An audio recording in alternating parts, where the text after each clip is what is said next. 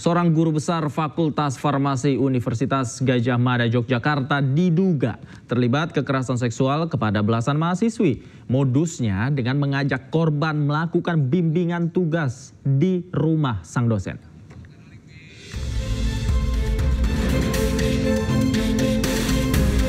Kasus dugaan kekerasan seksual yang melibatkan guru besar terjadi di Fakultas Farmasi Universitas Gadjah Mada. Pelaku diduga seorang guru besar bernama Edi Meyanto. Korban berjumlah 13 orang mahasiswi. Kasus ini terjadi sejak akhir 2023 hingga pertengahan 2024. Modusnya mengajak korban melakukan diskusi, bimbingan tugas akhir, hingga kegiatan lomba di rumah pelaku. Saat ini pelaku sudah dipecat sebagai dosen UGM. Pelaku juga tengah dalam proses pemecatan sebagai ASN dan guru besar. Tahun 2024. Kemudian sampai rekomendasi keluar itu di akhir 2024, keputusan dari Ibu Rektor itu keluar Januari 2025. Dan pada hari yang sama kita sudah mengajukan kepada kementerian.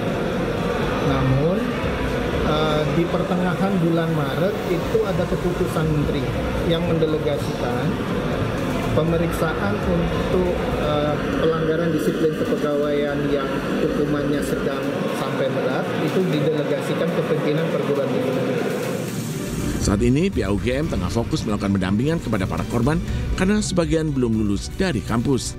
Dari Sleman, Yogyakarta, Heru Trijoko melaporkan. Seorang dokter residen anestesi di Rumah Sakit Hasan Sadikin, Bandung, Jawa Barat memperkosa seorang keluarga pasien. Dengan modus mengambil sampel darah, korban dibius hingga tidak sadarkan diri, lalu diperkosa.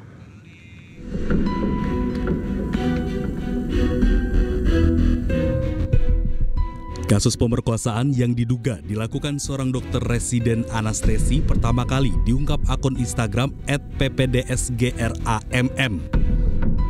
Dalam unggahannya diceritakan alur kejadian di mana seorang pasien laki-laki yang ditemani anak perempuannya tengah dirawat di ICU. Korban saat itu hendak diambil sampel darah untuk orang tuanya yang memerlukan donor sebelum operasi. Lantaran tidak memahami proses yang dilakukan, korban pun hanya mengikuti arahan dokter. Korban kemudian diarahkan ke gedung kosong untuk mengambil sampel darah. Di lokasi, korban ternyata disuntik bius hingga tidak sadarkan diri.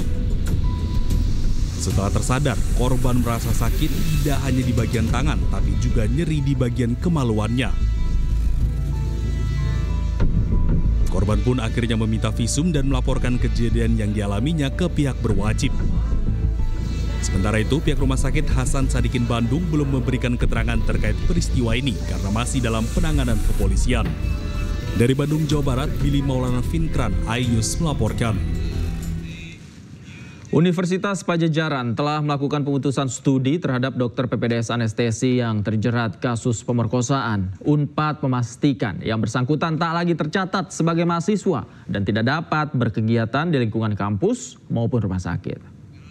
Ya, yang pertama tentu Unpad dalam hal ini tentu masa prihatin terhadap kasus ini, dan secara umum Unpad tidak akan mentolerir segala macam bentuk pelanggaran hukum dan pelanggaran norma yang ada di Universitas Pajajaran.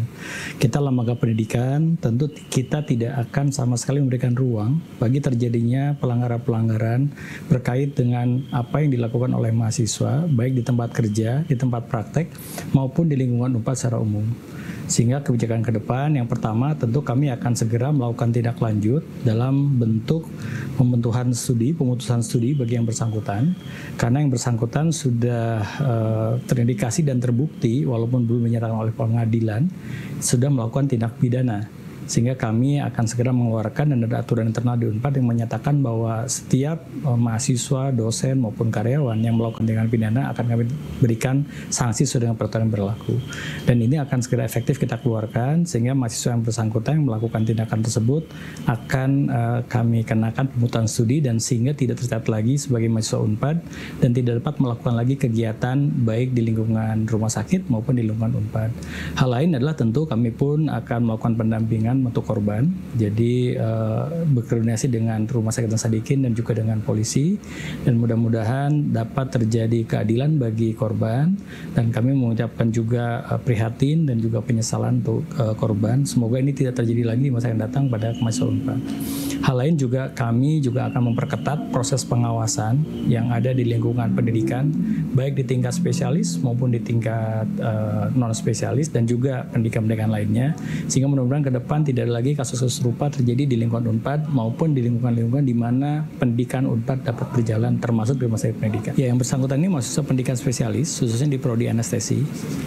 Jadi kami sekarang sudah berkoordinasi dengan Dekan FK Unpad dan juga Direktur Utama Hasan Sadikin. Kami juga sudah berkoordinasi dengan Kementerian Kesehatan, sehingga ini kelihatannya multidimensi. Jadi tidak hanya berbicara mengenai masalah pendidikan saja, tetapi secara lengkap adalah bagaimana pengawasan peserta didik dan juga masalah perundungan-perundungan, juga masalah-masalah lain yang berkait dengan proses pendidikan spesialis khususnya di rumah sakit pendidikan. Ini akan kami coba lakukan ke depan agar tidak lagi terjadi atau minimal akan diminimalisasi sekecil mungkin peluang-peluang yang akan memberikan kesempatan terjadi.